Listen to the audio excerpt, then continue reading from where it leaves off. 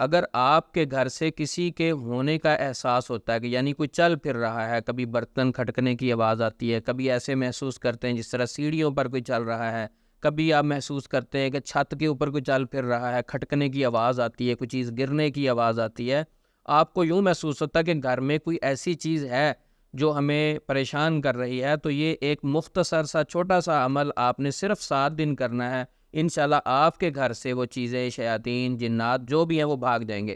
کرنا کیا ہے کہ آپ نے 7 دن روزانہ کسی بھی ٹائم ایک مرتبہ آپ نے اونچی آواز سے آذانیں کہنی ہیں گھر کے 4 کونوں میں۔ مثلا میں جس روم میں بیٹھا ہوں اس کے 4 کونے ہیں، تو آپ کا جو مکمل گھر ہے، جو کورڈ ایریا، اس کے 4 کونوں میں اذانیں دینی ہیں۔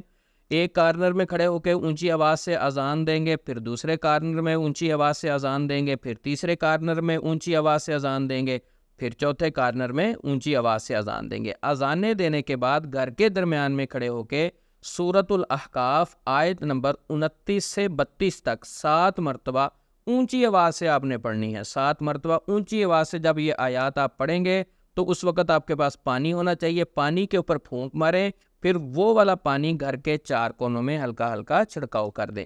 اس طرح ایک دن یہ عمل مکمل ہوا، یہی عمل 7 دن آپ نے مسلسل کرنا ہے۔ آپ کے گھر میں جو بھی جنات، شیاطین ہیں، وہ خود بخود بھاگ جائیں گے، کسی کے پاس جانے کی ضرورت نہیں ہے، نہ اس عمل کی اجازت لینے کی ضرورت ہے۔ اکثر بھائی بہنیں وہ رابطہ کر رہے ہوتے ہیں کہ یہ عمل کرنے کی اجازت ہے، یہ اجازت روکنے والا طریقہ غلط ہے۔ نبی صلی اللہ علیہ وسلم نے قرآن اور حدیث جو دعائیں جتنی ہمیں دی ہیں وہ ہر کلمہ پڑھنے والے کے لیے ہیں۔ تو اسی طرح یہ جو عمل روکنے والے لوگ ہیں ان کا طریقہ ہے کہ یہ لوگ ہم سے رابطہ کریں، ہمارے ساتھ کنیکٹ رہیں، تو انہوں نے پھر آگے کئی مسائل شروع کرنے ہوتے ہیں، بکرے، چھترے، زعفران ان کو پھنسانا ہوتا ہے اپنے جال میں۔